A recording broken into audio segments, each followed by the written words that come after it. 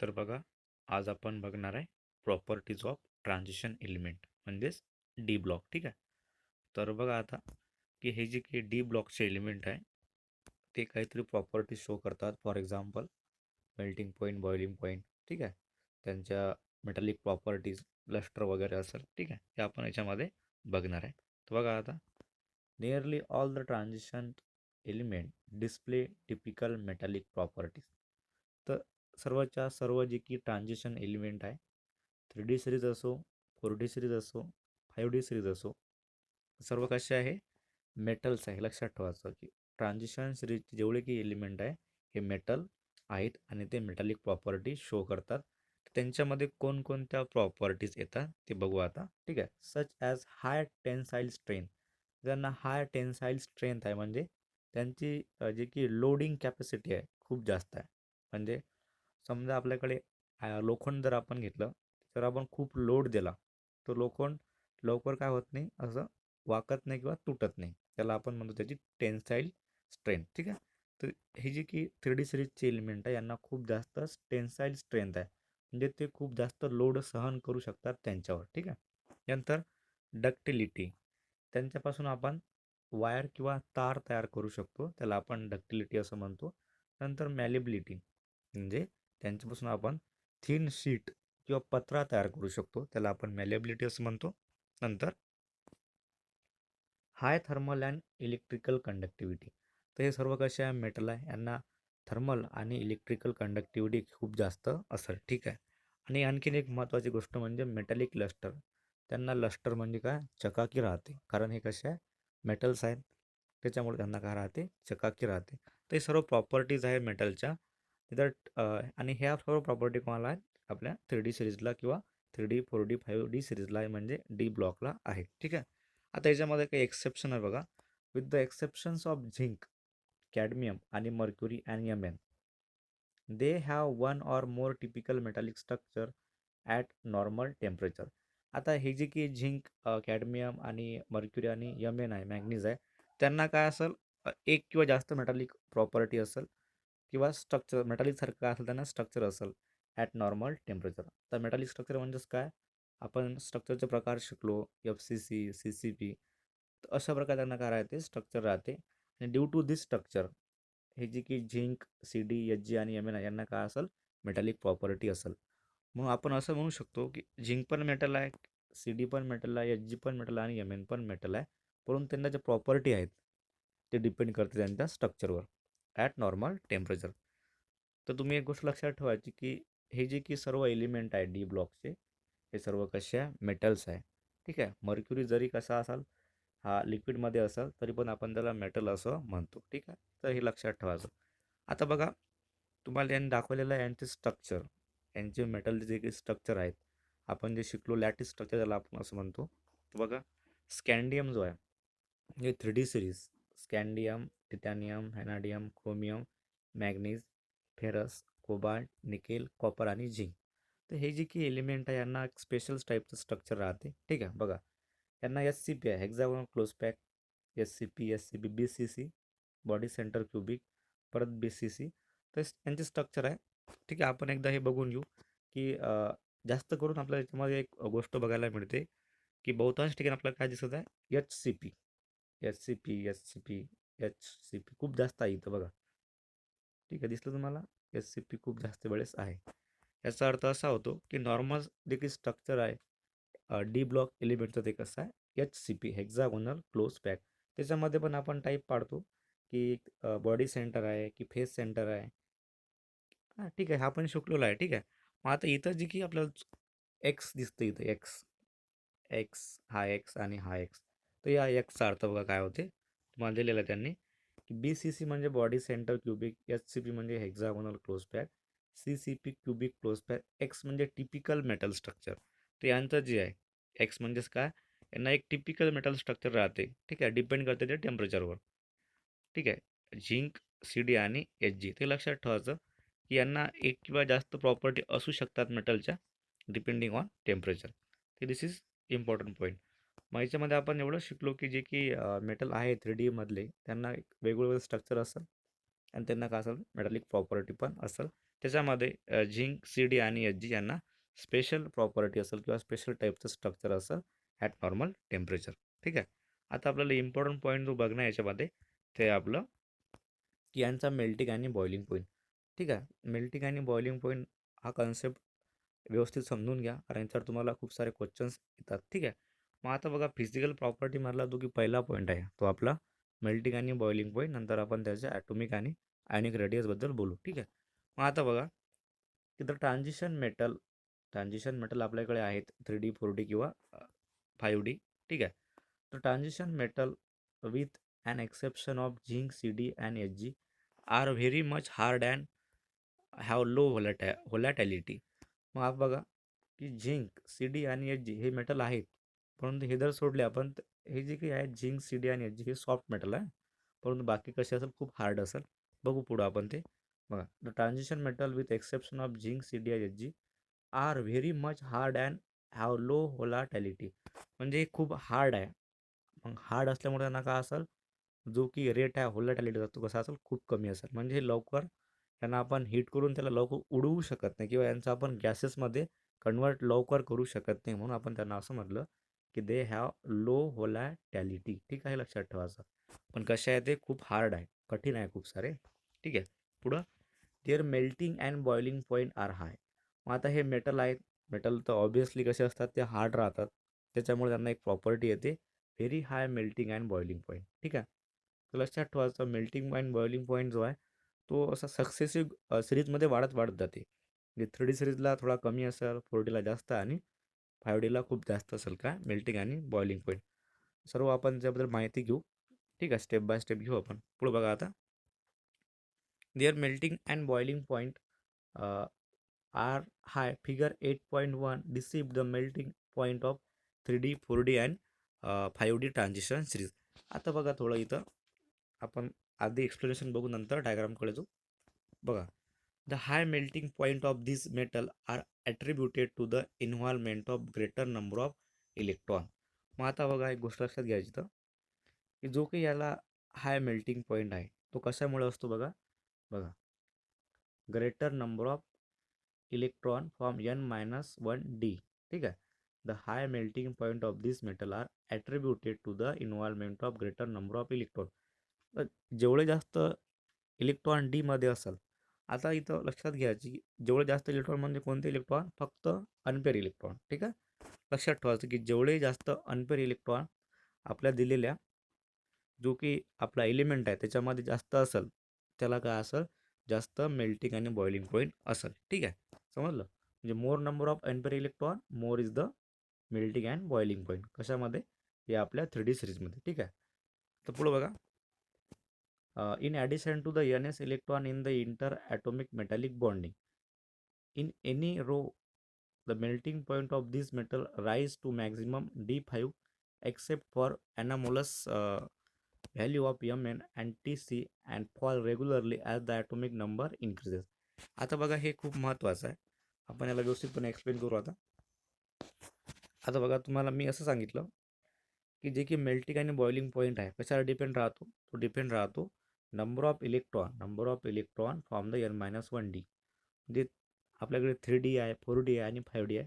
तर यांच्याकडे number of unpaired electron किती आहे यांच्यावर मेल्टिंग आणि बॉइलिंग पॉईंट डिपेंड राहतो. ठीक आहे. आता बघा नंबर ऑफ अनपेअर इलेक्ट्रॉन जास्त म्हणजे मेल्टिंग आणि बॉइलिंग पॉईंट जास्त असं आपण म्हटलं. ठीक आहे. मग आता आपण जर याच्यानुसार गेलो डायग्रामकडे वळू आपण, तर आपण असं म्हटलेलं आहे की नंबर ऑफ अनपेअर इलेक्ट्रॉन जास्त, मेल्टिंग आणि बॉइलिंग पॉईंट पण जास्त असेल. ठीक आहे. आता इथं बघा आपल्याकडे हा 3D सिरीज आहे पहिले. ठीक आहे. This is 3D series. हे 4D आहे आणि हे 5D आपल्याकडे. ठीक आहे. मग आता बघा की scandium, titanium, vanadium, chromium, manganese, Fe, COPD आणि हे सर्व 3D सिरीज आहे. तर 3D सिरीजचा विचार करू आपण की इथं मॅग्नीजकडे काय आहे, त्याचा नंबर आहे 25, त्याच्याकडे 3D 5 आणि 4s2 राहते. आणि क्रोमियम आपल्याला माहीत आहे having the stable configuration 3D 5 4s1. म्हणजे याच्याकडे पण 5 अनपेअर इलेक्ट्रॉन आहे आणि याच्याकडे पण 5 अनपेअर इलेक्ट्रॉन आहे. तरीही पण मॅग्नीजचा काय बॉइलिंग पॉईंट हा कमी आहे आणि क्रोमियमचा जास्त आहे. बाकी जर बघितलं आपण तर यांच्यामध्ये अनपेअर इलेक्ट्रॉन त्यांचं आहे कोणाकडे 2-3 आहे. म्हणजे इकडून काय होतं अनपेअर इलेक्ट्रॉन वाढत चाललेलं आहे. ठीक आहे. आणि इथं पण 5 आहे आणि इथं पण 5 आहे. तरी दोघांमध्ये काय खूप मोठा डिफरन्स आहे. पुढं पुढं काय होतं ते अनपेअर इलेक्ट्रॉन कमी कमी होत जातात. कशामुळं? तिथं होते पेअरिंग. ठीक आहे. मग हा जो की ट्रेंड यांनी ग्राफमध्ये सांगितलेला आहे, यांचं असं म्हणणं आहे की जसे अनपेअर इलेक्ट्रॉन वाढत जातील डीमध्ये, तसं काय होते मेल्टिंग आणि बॉइलिंग पॉईंट वाढत जाते. ठीक आहे. म्हणजे बघा आता फक्त याला हे एन इथं आणि या केसमध्ये टी टेक्नेशियम फक्त एक्सेप्शन आहे. बाकी पुढं तो ट्रेंड फॉलो करतो. बघा इथे डब्ल्यूमध्ये काय होत आहे, जास्त अनपेअर इलेक्ट्रॉन आहे त्याचा काय होतं मेल्टिंग पॉईंट बॉइलिंग पॉईंट जास्त होत आहे. ठीक आहे. म्हणजे जसे जसे अनपेअर इलेक्ट्रॉन वाढत चालले डीमध्ये, ठीक आहे, N-1 डीमध्ये नंबर ऑफ अनपेअर इलेक्ट्रॉन जसजसे वाढत जातील तसं काय होईल तिथं मेल्टिंग आणि बॉइलिंग पॉईंट काय होतील वाढत जाईल. आणि जसं जसं नंबर ऑफ अनपेअर इलेक्ट्रॉन कमी कमी होत जातील डीमध्ये, तसं काय होईल मेल्टिंग आणि बॉइलिंग पॉईंट हा कमी कमी होत जाईल. परंतु याला 2 एक्सेप्शन आहे, एन आणि टी ते लक्षात ठेवायचे. यांचं कारण पण आपण नंतर बघू. ठीक आहे. पुढे बघा आता समजलं मग की D5 पर्यंत काय होत जाते मेल्टिंग आणि बॉइलिंग पॉईंट काय होते वाढत वाढत जातो. आणि परत तो D5च्या नंतर काय होतो कमी कमी होत जातो. त्याला एक्सेप्शन कोणतं आहे मग एन आणि मॅग्नेशियम आणि मॅग्नीज आणि technetium. And fall regularly as the atomic number increase. आता नंबर ऑफ अनपेअर इलेक्ट्रॉन कमी होणं म्हणजेच काय ॲटॉमिक नंबर वाढणं. ठीक आहे. म्हणजे मेल्टिंग आणि बॉइलिंग पॉईंट हा काय होतो जसं जसं ॲटॉमिक नंबर वाढतो त्या सिरीजमध्ये रिस्पेक्टिव्ह सिरीजमध्ये तसं तसं काय होते कमी कमी तो होतो. ठीक आहे. They have high enthalpies of atomization which are shown in figure 8.2. तर बघा त्यांना काय राहते very high value of atomization राहते. मला ही जी सिरीज काढली आपण 3D 4D आणि 5D, very high value of ॲटोमायझेशन. आता एन्थॅल्पी ऑफ ॲटोमायझेशन म्हणजेच काय की आपल्याकडे जी की मेटल्स आहेत, मेटल जे आपल्याकडे आहेत त्यांच्यापासून त्यांचे ॲटम वेगवेगळे करणं. ठीक आहे. आपल्याकडे मेटल आहे त्यांच्यामध्ये ॲटम असेल तर एन्थॅल्पी ऑफ ॲटोमायझेशन म्हणजेच काय असते की तिथं एनर्जी प्रोव्हाइड करणं. ठीक आहे. आणि ते एनर्जी प्रोव्हाइड करून त्यांच्यापासून ॲटम वेगवेगळे करणं. ॲटम वेगवेगळे करणं मग ज्याला जास्त एनर्जी लागेल त्याचा अर्थ असा होते की त्याची एन्थॅल्पी ऑफ ॲटोमायझेशन जास्त आहे. आणि ज्या मेटलचे ॲटम वेगळे करण्यामध्ये एनर्जी कमी लागेल त्याचे काय असेल एन्थॅल्पी ऑफ ॲटोमायझेशन कमी असेल. ठीक आहे. म्हणजे मेटलपासून काय करणं त्याचे करस्पॉन्डिंग ॲटम हे वेगळे करणं याला आपण म्हणतो एन्थॅल्पी ऑफ ॲटोमायझेशन. आणि ज्या मेटलची एन्थॅल्पी ऑफ ॲटोमायझेशन हे कमी असेल त्याचा मेल्टिंग पॉईंट कसा राहतो कमी राहतो. आता एन्थॅल्पी ऑफ ॲटोमायझेशन आणि मेल्टिंग पॉईंटमध्ये काय संबंध आहे लक्षात घ्या की समजा हा आपला मेटल आहे, याची एन्थॅल्पी ऑफ ॲटोमायझेशन कमी आहे. कमी म्हणजेच काय की याच्यामधले ॲटम लवकर सेपरेट होतील. ॲटम जर लवकर सेपरेट झाले तर हा लवकर काय होईल बॉईल होऊन जाईल. ठीक आहे. कारण दोघांमधला काय इथं ॲटममधला काय जो फोर्स असेल तो लवकर तुटून जाईल ना. तुटल्यामुळे काय होईल की हा लवकर बॉईल होईल. ठीक आहे.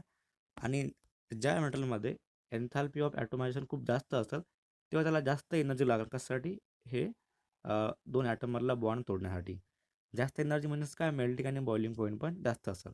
थोडक्यात सांगायचं झाल्यास की एन्थॅल्पी ऑफ ॲटोमायझेशन आणि मेल्टिंग पॉईंट हे डायरेक्टली प्रोपोर्शनल असतात.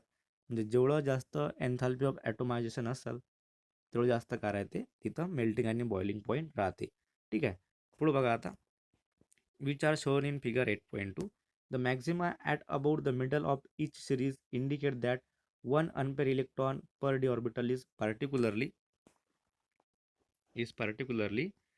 बघा favorable for strong inter-atomic interaction. आता आपण का बरं म्हटलं की इथं अनपेअर इलेक्ट्रॉन असले पाहिजेत फक्त मेल्टिंग आणि बॉइलिंग पॉईंट शो करण्यामध्ये.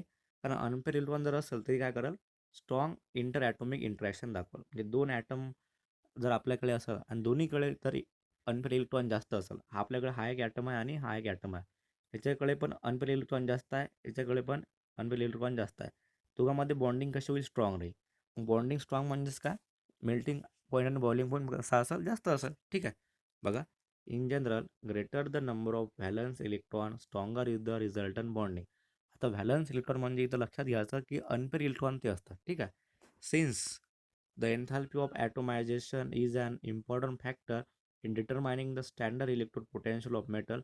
Metal with very high enthalpy of atomization that is very high boiling point tend to be noble in their reaction, see later for electropotential. आता हे जे की एवढं वाचलं मी, याचा एकच अर्थ होतो की जे की एन्थॅल्पी ऑफ ॲटोमायझेशन आहे आणि जो की मेल्टिंग आणि बॉइलिंग पॉईंट आहे यांच्यामध्ये एक संबंध असा आहे की एक जर वाढला तर दुसरा वाढतो, म्हणजे they are directly proportional to the each other. आणि तुम्हाला जर ते त्यांनी सांगितलेलं आहे की स्टँडर्ड इलेक्ट्रोपोटेन्शियल, तर हा कन्सेप्ट इथं एवढा काही महत्त्वाचा नाही. ठीक आहे. आपण जी की डायग्राम होती मागची, ते आपण with the help of ॲटोमायझेशन, एन्थॅल्पी of ॲटोमायझेशन explain करू शकतो. ठीक आहे. आता पुढे बघा. आता आपण डायग्रामकडे येऊ. तुम्हाला त्याच्यामध्ये काही एक्स्ट्रा इन्फॉर्मेशन सांगत आहे. मग आता बघा, या डायग्रामला आपण जर स्पेसिफाय केलं, म्हणजे व्यवस्थित एक्सप्लेनेशन केलं, तर बघा इथं आता की हे जे की मेल्टिंग आणि बॉइलिंग पॉईंट आहे, हा मॅग्नीजला का बरं कमी आणि क्रोमियमला का बरं जास्त. ठीक आहे. आता आपण स्पेशली फक्त 3D सिरीजबद्दल बोलू इथं. बघा, only for the 3D series. मग आता लक्षात घ्या, क्रोमियमकडे पण 5 इलेक्ट्रॉन आहे, मॅग्नीजकडे पण डीमध्ये 5 इलेक्ट्रॉन आहे. तरी क्रोमियमचा बॉइलिंग पॉईंट जास्त, मॅग्नीजचा कमी. तर हे कशामुळं, त्याला 2-3 रिझन आहेत. तर क्रोमियमकडे D5 कॉन्फिगरेशन आहे. ठीक आहे, ओके. एमएनकडे पण काय D5 कॉन्फिगरेशन आहे. आता इथे दुसरा पॉईंट लक्षात ठेवायचा की क्रोमियमची जे की एन्थॅल्पी ऑफ ॲटोमायझेशन आहे ते खूप जास्त आहे. एन्थॅल्पी ऑफ ॲटोमायझेशन कशी आहे क्रोमियमची, जास्त आहे. ठीक आहे, हे जास्त आहे याची एन्थॅल्पी ऑफ ॲटोमायझेशन. आणि मॅग्नेटची कशी आहे ते कमी आहे. ठीक आहे. मग आता बघा, एन्थॅल्पी ऑफ ॲटोमायझेशन जर कमी असेल तर काय कमी राहते, बॉइलिंग पॉईंट पण कमी राहते. म्हणजे आपल्याला इथं एक रिझन सापडलं की इथं मॅग्नीजचं काय कमी आहे, एन्थॅल्पी ऑफ ॲटोमायझेशन कमी आहे आणि क्रोमियमची जास्त आहे. दुसरं आपण असं म्हणू शकतो की क्रोमियमकडे काय 5 इलेक्ट्रॉन आहे. ठीक आहे. आणि हे कशामध्ये आहे, D5 आहे. कसं आहे, हे आहे हाफ फील्ड, म्हणजे स्टेबल आहे ते. आणि कसं आहे, ते न्यूक्लियसच्या थोडं जवळ आहे. म्हणजे क्रोमियमचा जो की ॲटम असेल, समजा हा क्रोमियमचा ॲटम आहे, हे याच्याकडे D5 आहे. म्हणजे हे जे की D5 अनपेअर आहे, याचं जे की अट्रॅक्शन असेल न्यूक्लियसपासून, क्रोमियमच्या न्यूक्लियसपासून आणि या डीचं जास्त असेल. कसं असेल, ते जास्त असेल. म्हणजे न्यूक्लियस आणि डी इलेक्ट्रॉन क्रोमियमचे दोघांमधलं अट्रॅक्शन जास्त आहे. आणि तिथं स्ट्रॉंग बॉन्डिंग असेल, ते लवकर तुटणार नाही. ठीक आहे. मग याच्यामुळे काय होईल की बॉन्डिंग जर लवकर तुटेल तर काय होईल, तिथं मेल्टिंग आणि बॉइलिंग पॉईंट वाढत. मग आता एमएनच्या केसमध्ये काय होते बघा, की हा जो की एमएन आहे याच्याकडे पण काय D5 आहे, परंतु याच्याकडे D5 आणि 4s2 आहे. D5 आणि 4s2. तर as compare two chromium, manganese जवळ जे की अट्रॅक्शन आहे मॅग्नेटच्या न्यूक्लियसमधलं आणि या D5 इलेक्ट्रॉनमधलं, हे थोडं कमी आहे. हे कसं आहे, कमी आहे. मग अट्रॅक्शन कमी म्हणजेच काय, तिथं काय होईल, तिथं दोघांमधला बॉन्ड हा वीक असेल. बॉन्ड वीक म्हणजेच काय, तिथं मेल्टिंग आणि बॉइलिंग पॉईंट पण कसा असेल, कमी असेल. नंतर की बघा आता, इथं इंटर ॲटोमिक बॉन्डिंगचा एक कन्सेप्ट येतो. इंटर ॲटोमिक बॉन्डिंग, बघा त्याला आपण म्हणतो metallic bonding. This is metallic bonding. तर मेटॅलिक बॉन्डिंग जे आहे ते कोणामध्ये स्ट्रॉंग आहे, ते स्ट्रॉंग आहे क्रोमियममध्ये. ठीक आहे. कारण क्रोमियममध्ये काय असेल, जे की 2 ॲटम असतात. ठीक आहे. याच्यामध्ये यसमध्ये पण 1 इलेक्ट्रॉन आहे आणि डीमध्ये 5 इलेक्ट्रॉन, म्हणजे कसे आहे ते स्टेबल आहे, म्हणजे हाफ फील्ड आहे. यसही हाफ फील्ड आहे आणि याच्यामध्ये डी पण हाफ फील्ड आहे. तर क्रोमियम आणि दुसरा एक क्रोमियम, 2 ॲटममध्ये काय असेल, एक खूप जास्त स्ट्रॉंग बॉन्डिंग असेल. ठीक आहे. त्याच्यामुळे त्याचा मेल्टिंग पॉईंट कसा आहे, जास्त आहे. त्याचमुळे मॅग्नीज जो आहे, सॉरी एम एन जो आहे, याच्याकडे जे की एक एम एन आणि दुसरा एम एन जो आहे, याच्याकडे जी की बॉन्डिंग असेल ते वीक असेल. जरी याच्याकडे काय असेल, 5 इलेक्ट्रॉन असेल, दोघांमधली बॉन्डिंग कशी असेल, वीक असेल. ठीक आहे. तर वीक बॉन्डिंगमुळे काय याचा जो काही बॉइलिंग पॉईंट आहे हा कमी. ठीक आहे. मग जर तुम्हाला कोणी विचारलं की why chromium have low higher melting point than M N, तुम्ही असं सांगायचं की याच्यामध्ये कन्सेप्ट येतो एन्थॅल्पी ऑफ ॲटोमायझेशनचा आणि there is a metallic bonding. तर मेटॅलिक बॉन्डिंग कुठं स्ट्रॉंग आहे, तर ते आहे क्रोमियममध्ये स्ट्रॉंग आहे, एम एनमध्ये कशी आहे, कमी आहे. ठीक आहे. मॅग्नीजमध्ये कशी आहे, ते कमी आहे, क्रोमियममध्ये जास्त आहे. आपण ते on the basis of enthalpy of ॲटोमायझेशनवर ते सांगू शकतो की क्रोमियमला जास्त बॉइलिंग पॉईंट आहे आणि मॅग्नेजला कमी बॉइलिंग पॉईंट आहे. ते लक्षात ठेवायचं तुम्ही. ठीक आहे. परत आणखीन एक गोष्ट बघा याच्यामध्ये, की मेल्टिंग पॉईंट हा कसा होता, खाली खाली कमी कमी होत जात आहे. तर कशामुळे हे, की due to decrease in number of unpaired electron. ठीक आहे. पहिला आपला कन्सेप्ट काय, नंबर ऑफ अनपेअर इलेक्ट्रॉन. त्याच्यावर नाही आपल्याला सांगायचं आपण एन्थाल्पी ऑफ ॲटोमायझेशन. ठीक आहे. त्याच्यावर नाही सांगता काय सांगायचं आपण सांगायचं ते फ्रॉम देअर मेटॅलिक बॉन्डिंग. ठीक आहे. तसंच कुठं होईल मग, इन केस ऑफ 4D आणि 5D सिरीजमध्ये पण तोच कन्सेप्ट लागू होईल. ठीक आहे. तर this is about the melting and boiling point. ठीक आहे. तर पुढे जाऊ आपण.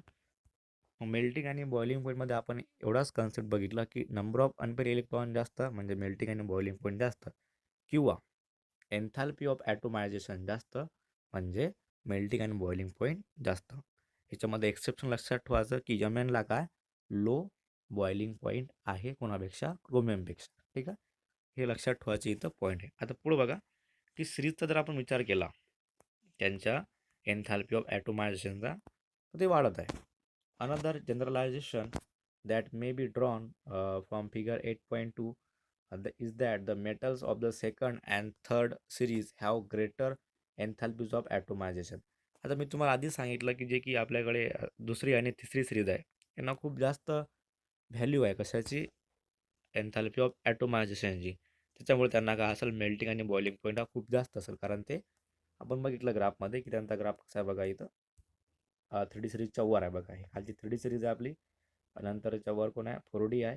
नंतर कोणती आपल्याकडे 5D. ठीक आहे. This is 3D, he 3D 4D आणि 5D. त्याच्यामध्ये काय मेल्टिंग पॉईंट पण काय होत आहे, वाढत वाढत जात आहे. ठीक आहे. आता पुढे बघा. आता हा जो की ग्राफ तुम्हाला दिसत आहे हा आहे एन्थाल्पी ऑफ ॲटोमायझेशनचा.